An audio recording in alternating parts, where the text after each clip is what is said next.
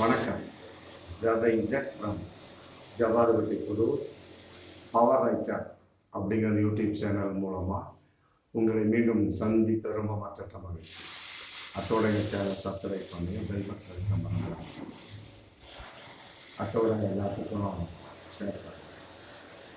திருச்சி பல்லடம் பக்கத்தில் மாதாப்பூர் அப்படிங்கிற ஏரியாவில் மிகப்பெரிய பிரம்மாண்டமான ஒரு கூட்டம், பாஜகவினர் கூட்டம். அதில் மோடி பேசியிருக்கார்.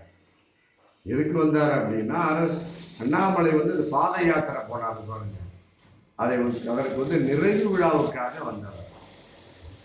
பேசியவர் தன்னை நிலைப்படுத்திக் கொள்ளாமல் பிறரை நிலைப்படுத்தி பேசியிருக்கிறார் என்று உண்மையிலே ஏன்னா அது இந்த அளவுக்கு மோடி அவர்கள் தரம் தாழ்ந்து விட்டார்களா அப்படின்னு நினைக்க தோணுது. ஒரு பாரத பிரதமர் எவ்வாறு பேசணும், தன்னுடைய ஒரு சாட்சி, தன்னுடைய ஒரு சாதனைகள், தன் கட்சி, அதைத்தான் தூக்கி நிறுத்தி பேசணும். அண்ணாமலை பற்றி ஒரு வார்த்தை கூட பேசல. அண்ணாமலையோட பாத யாத்திரை ஏதோ 2 வார்த்தை பேசியிருக்காரு. மற்றபடி அதை தூக்கி நிறுத்தக்கூடிய அளவுக்கு, மற்றபடி அண்ணாமலை பாத யாத்திரையை அந்த அளவுக்கு வெற்றிகரமாக நடைபெற்றது அப்படிங்கிற மாதிரி மிகப்பெரிய வார்த்தைலாம் கிடையாது. அதை விட்டுட்டு ஜெயலலிதா அம்மையாரையும் எம்ஜிஆரையும் தூக்கி நிறுத்தி பேசியிருக்கிறார் அப்படிங்கிறதா ரொம்ப கூர்ந்து கவனிக்கப்பட வேண்டிய ஒரு சூழல். அவர் ஒரு பாத யாத்திரையை நிறைவு விழாவுக்காக முடிவு செய்வதற்காக இதுக்கு முதலே சொல்லிட்டாங்க, அப்பா இதோட பாத யாத்திரை முடிச்சுக்க, முதல்ல கூட்டணியை காமி, நீ வாட்டி ஊரெல்லாம் சுத்திட்டு அடைகிற கூட்டணியை காமி. எந்த கூட்டணி இருக்கு? ஒன்றும் கிடையாது. ஆமா, அதே நேரத்தில் அதிமுகவிலேயே நிறைய பேர் வருவாங்கன்னு சொன்னாங்க. எத்தனை பேர் வந்திருக்காங்க? ஒரு மாசத்துக்கு முதல்ல 18 வயசானவங்களை பிடிச்சி உள்ள போட்டாங்க. அதெல்லாம் பத்தாது. பெரிய பெரிய முதலைகள்லாம் வர்ற மாதிரி சொன்னீங்கன்னா காமி. ஆமா, நான் பிப்ரவரி 27ஆம் தேதி பல்லடத்துக்கு வந்தேன். அங்க கூட்டணி கட்சிகளோட சேர்ந்து, மற்றபடி எல்லாரோட சேர்ந்து போட்டோ எடுத்துக்கொள்வது, அறிமுகம் செய்வது, இந்த மாதிரி சப்ஜெக்ட் தான் பண்ணது. ஆனால் நடந்தது என்ன? நேர் எதிர்வினை. அண்ணாமலை என்ன நினைச்சாரோ அது நடக்கல, அது கட்டாயம் நடக்காது. அதையெல்லாம் விட மோடி என்ன நினைத்தார், அது நடக்கவில்லை அப்படிங்கிற ஒரு மிகப்பெரிய ஒரு காழ்ப்புணர்ச்சியின் வெளிப்பாடு. சரி, அது எந்த அளவுக்கு வெளிப்படுத்தினா வேற மாதிரி பொறிச்சு போட்டு அதை தூக்கி நிறுத்துற மாதிரி ஜெயலலிதா அம்மையார் எம்ஜிஆரை புகழ்ந்து பேசியிருக்கிறார். 70 ஆண்டு ஆட்சி காலத்துல திராவிட கட்சிகள் இந்த தமிழ்நாட்டை பின்னோக்கி கொண்டு சென்று விட்டன அப்படின்னு சொல்லிட்டு ஜெயலலிதா அம்மையார் சிறப்பான ஆட்சி செய்தார் கூட சொல்லி, அதை ஒண்ணுமே புரியல. 70 ஆண்டு ஆட்சி காலத்துல 30 ஆண்டு ஆட்சி காலம் ஜெயலலிதா அம்மையார் இருக்காங்க இல்லையா?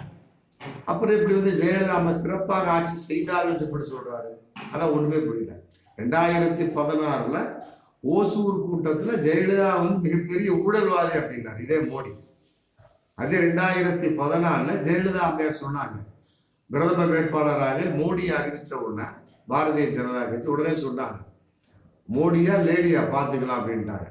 எப்படிப்பட்ட ஒரு திட்டங்களையுமே மிக எதிர்ப்பாக இருந்தவர் தான் ஜெயலலிதா. நீட் தேர்வுலாம் ஜெயலலிதா இருந்தா வந்திருக்காரு. நீட் தேர்வு வந்திருக்காரு, ஜிஎஸ்டி வந்திருக்காரு. பாஜகவே இந்த அளவுக்கு வளர்ந்துருக்காரு. 4 சீட் இருக்கக்கூடிய அளவுக்கு இன்னைக்கு பாஜக வளர்ந்துருக்குன்னா அதற்கு எடப்பாடி போன்றவர், ஓபிஎஸ், டிடிவி போன்றவர் தான் காரணம். டிடிவி விடுங்க, அவர் தனியா கட்சி ஆரம்பிச்சிட்டாரு. ஓபிஎஸ், எடப்பாடி தான் காரணம். அந்த அளவுக்கு ஜெயலலிதாவுடைய கொள்கை காட்டில் பறக்க விட்டு கொண்டு இன்னைக்கு அதிமுகவோட கூட்டணி சேர்ந்து கொண்டு அப்படி இருந்த நிலை. பிறகு அண்ணாமலை வாங்கி வச்சார், ஜெயலலிதா அம்மையார் அப்படிப்பட்டவங்க, இப்படிப்பட்ட ஊழல்வாதி, ஜெயலலிதா அம்மையார் ஊழல்வாதி, மற்றபடி அந்த அம்மா செஞ்ச ஒரு ஊழலை கொண்டு இந்தியாவில் யாருமே செய்யல அப்படின்னு இப்படி சொன்னாரு. அது இப்படி சொன்னாரு அண்ணாமலை. நேற்று நடந்த கூட்டத்துல மோடி அவர்கள் ஜெயலலிதா அம்மையார் புகழ்ந்து பேசிட்டு இருக்கிறார், போயிருக்கிறார். ஆனா ஒரு 7 மாசத்துக்கு கூட அண்ணாமலை ஜெயலலிதா அம்மையார் ஊழல்வாதி அப்படின்னு சொன்னார். அதே மோடி தான் 2016 ஜெயலலிதா அம்மையார் ஓசூர் கூட்டத்தில் ஊழல்வாதின்னு சொன்னார். அப்ப இது சந்தர்ப்பவாதம், அரசியல் அவ்வளவுதான், முடிஞ்சு போச்சு. இவங்க பேசுறதெல்லாம் கேட்டுட்டு போயிட்டு இருந்தா அப்படின்னா அப்ப கேட்கறவங்க அதுல கேட்க உடையுமா? அதெல்லாம் ஒண்ணுமே உடையாது. கேட்கறதெல்லாம் கேட்கும் போதுல கேள்வர்களை நெய் வெடின்னு சொன்னாலும் அந்த கதையை அதையும் கேட்க முடியுமா? அந்த கதை தான் இன்னைக்கு பாஜகவோட நிலைமை. தன்னுடைய சாதனையை சொல்லலாமே, சாதனையை சொல்லலாம். இதை நாட்டுக்கு அர்ப்பணித்தோம், அதை செய்தோம், இதை செய்தோம், அப்படி சொல்லலாமே. அது ஒட்டுப்படி தன்னை முன்னிலைப்படுத்திக் கொள்ளாமல் ஜெயலலிதா அம்மையாரையும் எம்ஜிஆரை முன்னிலைப்படுத்தி பேசி விட்டு சென்றதுன்னு மர்மம் பண்ண. அப்ப என்ன ஆச்சு? ஒண்ணு யாருமே வரல. அப்ப அதிமுகவை மறைமுகமாக அழைக்கின்றார் அப்படின்னு நம்ம நினைக்கிறோம். அதிமுகவுக்கு வாங்க, நாங்க ரெடியா இருக்கோம், அதிமுக கூட்டணி இல்லையா? இதன் அடிப்படை என்ன வந்து ஒரு விஷயத்துக்கு நம்ம பார்க்கலாம். அதிமுக நானா பிரிஞ்சு கிடைக்குது இல்லையா? அதுல வந்து ஒரு அனுதாப ஓட்டுகள், மற்றபடி அதிமுக போடக்கூடாது அப்படின்ற நிலைப்பாடோட ஓட்டுகள் இருக்கும். அது வந்து பாஜகவுக்கு விழும். அந்த அடிப்படையில மோடி பேசியிருக்கிறார் அப்படின்னு நம்ம பார்க்கக்கூடிய ஒரு சூழல். எழுதாமையாலே குறை சொன்ன ஊழல்வாதி அண்ணாமலை சொல்லிட்டாரு. அப்புறம் இந்த கூட்டத்தில் போட்டு என்ன தூக்கி நிறுத்துறது? அப்ப அதிமுகவோடு ஓட்டு தனக்கு எப்படியாவது வந்துவிட வேண்டும். நம்மால் அப்படிதான் போகும்போது அம்மா வாழ்கண்டு போவான், கொஞ்சம் தூரம் உள்ள நுழையிறப்ப எம்ஜிஆர் வாழ்கம்மா, அங்கே போய் வேற மாதிரி குத்திட்டு வந்துடுவான். அவங்க அன்னைக்கு என்ன தெரியும்? கோட்டரும் பிரியாணி தான் தெரியும். அந்த மாதிரி தானே, அந்த மாதிரி பல தொண்டர்கள் இருக்காங்களா இல்லையா? அப்படின்னா அந்த மாதிரி தொண்டர்கள் என்ன பண்ணுவாங்க? மனம் மாறி விடுவாங்க. அதை வந்து பாஜக வந்து தன் கைவசமாக்கி கொள்ள வேண்டும் என்பதற்காக மோடியை வந்து பேச விட்டுருக்காங்க.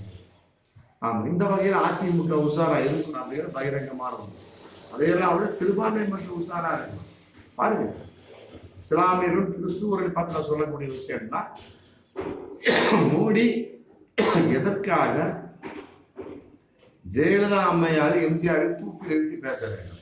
தன்னுடைய சாதனைகளை பேசிட்டு அண்ணாமலை மாதிரி பேசிட்டு போலாமே. ஜெயலலிதா அம்மையை சிறப்பாக ஆட்சி செய்தார் அப்படின்னு அப்புறம் எதுக்கு பெங்களூர் சிறைச்சாலையில் அடைக்கக்கூடிய அளவுக்கு அவர் தண்டனை கொடுத்தாங்க? இன்னைக்கு பாருங்க, 40 கோடிக்கு அவருடைய நகைகள் வந்து ஏலம் போடக்கூடிய ஒரு சூழல். ஆமா, ஒரு பத்திரிகையில போட்டு அனாதையாகி போயிடும் அன்மானு போட்டுருக்காங்க. இன்னைக்கு அந்த அளவுக்கு இருக்கு அவருடைய நிலைமை. எம்ஜிஆர் நிலைமை அப்படித்தான். அதாவது வாரிசுகள் இல்லை அப்படின்னு எல்லாருமே அனாதை முடிவு பண்ணி. எம்ஜிஆர் வந்து காலத்தை வந்திருக்கலாம், வாரிசு இருக்கா? வாரிசு இல்லை. இன்னைக்கு வந்து அவருடைய சொத்துக்களை ப்ராப்பர்ட்டியை பராமரிக்கப்படக்கூடிய அளவுக்கு யாருமே இல்லை. ஏதோ ஒன்று ரெண்டு போயிட்டு இருக்கு, அவ்வளவுதான்.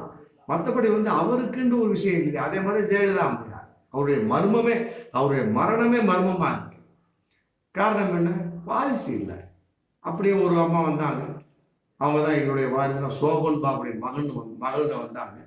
அது அப்படியே போயிடுச்சு, முடிஞ்சு ஏற்றுக்கொள்ள முடியாதுன்னு போட்டு எடப்பாடி பிரிவு ஒதுக்கி விட்டாங்க. ஆமா, அந்த பொண்ணு உள்ள வந்துட்டாங்கன்னா அப்புறம் உள்ள வேற மாதிரி போயிடும் இல்லையா? அப்புறம் மக்கள் வந்து ஜெயலலிதா அம்மையாருக்கும் அந்த பாடம் ஏற்றிக்கிட்டாங்கன்னா எடப்பாடி மதிப்பெல்லாம் போயிடும், ஜெயக்குமாருக்கு மதிப்பெல்லாம் போயிடும். அந்த பாடம் அப்படியே ஒதுக்கி விட்டாங்க. ஏதோ 1000 பேர் வருவாங்க அப்படின்னு முடிஞ்சு போயிடும். அடிப்படையில் வாரிசுங்கிற சமயத்தை சொத்துக்கு யாரு உரிமை?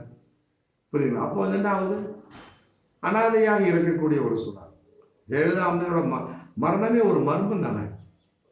அந்த மாதிரிலாம் இருக்கக்கூடிய சமயத்துல ஜெயலலிதாவை வந்து தூக்கி நிறுத்தி எம்ஜிஆரை தூக்கி நிறுத்தி பேசக்கூடிய ஒரு சூழலை மோடிக்கு அந்த அளவுக்கு ஒரு தரம் தாழ்ந்து விட்டதா அவருடைய நிலைமை அப்படிங்கிறது பார்க்கக்கூடிய விஷயம். காரணம் என்ன? அவர் எதிர்பார்த்து வந்தது அதிமுக கூட்டணி எப்படியாவது மடக்கிடலாம், நம்பர் 1 இல்லையா? தேமுதிக பாமக உள்ள நுழைச்சிடலாம்.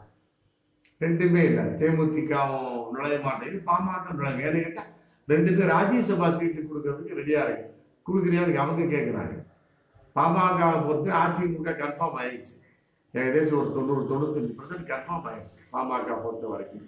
என்ன, இந்த ராஜ்யசபா சீட்டு எடுத்துட்டு இருக்கிறாங்க, அவ்வளவுதான். அதே நேரத்தில் தேமுதிக சம்பந்தப்பட்ட வகையில பாஜக சம்பந்தப்பட்ட வகையில் ராஜ்யசபா சீட்டு நாங்கள் தரணும் அப்படிங்கிற கான்செப்ட் போயிட்டு இருக்கிறாங்க. பாமகவுக்கு நாங்கள் தர்றோம் அப்படின்னு சொல்லியிருக்காங்க. யாரு? பாஜக. ஆனா அவரு ராமதாஸோட நிலைப்பாடு கட்டாயமா அதுக்கு வேண்டாம், நம்ம வந்து ஏன்னா அந்த அளவுக்கு ஒரு மத சார்புள்ள கட்சியா இருக்குது, மக்கள்கிட்ட வந்து ஒரு ரிசல்ட்டை பார்த்தாச்சு. அதனால வந்து நம்ம அதிமுக பக்கம் போயிடலாம், பாஜக பக்கம் போக வேண்டாம் அப்படிங்கிற நிலைப்பாட்டில் அவங்க இருந்துட்டு இருக்காங்க. அப்ப என்ன ஆகுது? விஷயமே இதுதான்.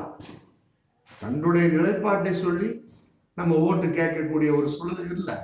எங்க கொடுத்தாரு? எக்ஸாம் போய் 30,000 கோடி கேட்டாங்க, கொடுக்கல. நீட் தேர்வை போட்டு ஏகப்பட்ட பேர் தமிழகத்துல இறந்து போயிட்டான். தேசிய கொள்கைய இதுல மாநில கொள்கை லிஸ்ட்ல தூக்கிட்டாங்க.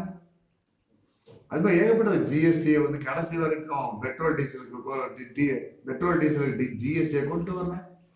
இந்த சென்னை சம்பந்தப்பட்ட அந்த மதுரவாயல் அந்த சென்னை துறைமுகம் அந்த இதுல வந்து எந்த ஒரு முன்னேற்பாடு இல்லை.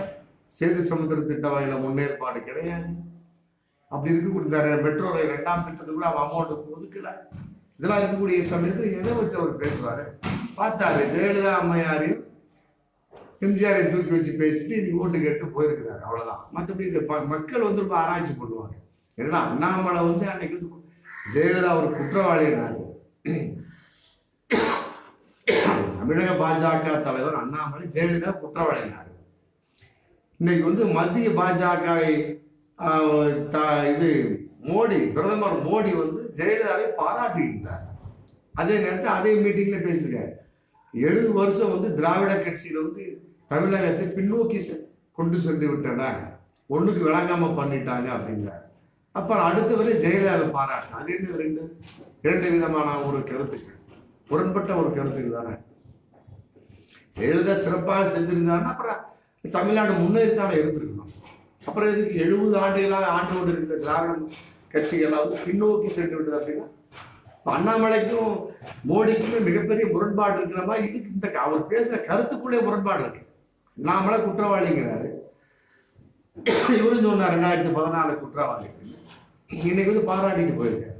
அந்த பாராட்டுக்குள்ள 70 ஆண்டு கால ஆட்சியில வந்து திராவிட ஆட்சி வந்து ரொம்ப கேவலமா இருந்துச்சு அப்படிங்கிறாரு. அப்புறம் ஜெயலலிதா எம்ஜிஆரை பாராட்டுறாரு. அப்ப இரு விதமான கருத்துக்கள். அரசியல் பண்ண வேண்டிதான், பண்ண தெரியாமல் பண்ணி கொண்டிருக்கிறார். அவ்வளோ இவங்களுக்கு தெரிஞ்சது என்னங்க, நாடாளுமன்ற தேர்தல் ஏதாவது இருக்கட்டும், சட்டமன்றம் ஆகட்டும், சரி ஒரே வார்த்தை, கோயிலை திறக்க வேண்டி மதவாதம் சம்பந்தப்பட்டது, இஸ்லாமிய வெறுப்பு பிரச்சாரம், பொது சிவில் சட்டத்தை கொண்டு வர வேண்டியது, மற்றபடி வந்து எப்படி எல்லாம் இஸ்லாமிய மாட்டுக்கறி தின்னுட்டு இருக்காங்க அப்படி பார்க்க வேண்டியது, அப்புறம் ஊருக்கு கோயில் திறக்க வேண்டியது. மற்றபடி வந்து இவருடைய ஒரு நிலைப்பாடு, இவருடைய ஒரு மிகப்பெரிய சாதனைகள் என்ன இருக்கு? ஒண்ணுமே இல்லையே. சாதனை செய்திருந்தால் அதை விளக்கமாக சொல்லி தமிழ் மக்கள்கிட்ட ஓட்டு கேட்கும். அதை விட்டு போட்டு ஜெயலலிதாவை எம்ஜிஆரை வந்து தூக்கி நிறுத்தி பேசக்கூடிய ஒரு சூழல் அப்படின்னா இவருடைய திறமையின்மையின் வெளிப்பாடு தானே. சாதாக்காவில் இது பாஜகவில் சாதனையின்மையின் வெளிப்பாடாதான் சொல்ல முடிய ஒரு சூழல். ஆமா, இப்படி இருக்கக்கூடிய சமயத்துல மோடியாலே வந்து தமிழகத்துல வந்து ஓட்டு கேட்க முடியாத ஒரு சூழல். பிறரை நம்பி ஜெயலலிதா அம்மையாரையும் எம்ஜிஆரை நம்பி ஓட்டு கேட்க முடியாத ஒரு சூழல் இருக்கும் பட்சத்துல அண்ணாமலை எப்படி ஓட்டு கேட்பாரு? இன்னொரு விஷயம், எடப்பாடிக்கு ஒரு தூண்டுதல் போட்டுட்டு போயிருக்காரா அப்படிங்கிற கேள்வி இதுல இருக்கு. அதை நம்ம பகிரங்கமாக பார்க்கிறோம். அதனால வந்து எந்த நேரத்திலும், ஏன்னா எடப்பாடி எல்லா வகையிலுமே அமைதியா இருக்கிறார். அதே நேரத்துல வந்து எடப்பாடி யாரும் தாக்கி பேசக்கூடாது ஒரு 6-7 மாசத்துக்குள்ள கட்டளையும் போட்டிருக்காங்க மோடி, பாஜகவோட தலைமை. அதன் அடிப்படையில் வந்து இவர் மோடி வந்து என்ன பண்ணியிருக்கிறாரு, ஜெயலலிதா அம்மையை எம்ஜிஆர் புகழ்ந்து பேசியிருக்கிறார். ஆமா, அதை நம்ம பார்க்கக்கூடிய எந்த நேரத்துல வந்து பாஜக அதிமுக கூட்டணி சேர்ந்து விடுவோம் அப்படிங்கிற நிலைப்பாடு இருக்கு. அதனால வந்து எல்லா வகையிலுமே வந்து ஒரு சந்தேகத்தின் வெளிப்பாடா ஒரு வகையில் இப்படி இருக்கு. அதிமுகவோட ஓட்டு தனக்கு விழ வாய்ப்பு இருக்கு அப்படின்னால ஜெயலலிதா எம்ஜிஆருக்கு நம்ம பாராட்டி பேசிட்டு போகலாம் அப்படிங்கிற கான்செப்ட் வர வாய்ப்பு இருக்கு. அதனால வந்து எந்த வகையிலுமே சரி, ஜெயலலிதாவை தூக்கி நிறுத்தியது எம்ஜிஆரை தூக்கி நிறுத்தி பேசியதெல்லாம் வந்து ஏதோ ஒரு சந்தேக கண்ணது தான் பார்க்கக்கூடிய ஒரு சூழலை வந்து மற்றபடி வந்து நம்பிக்கையாக பார்க்கக்கூடிய அளவுக்கு மோடியின் வார்த்தை அமையவில்லை அந்த இந்த திருப்பூர் பல்லடம் கூட்டத்தில் அப்படிங்கிறத பகிரங்கமான. மீண்டும் அடுத்த வீடியோ சந்திப்போம். நன்றி.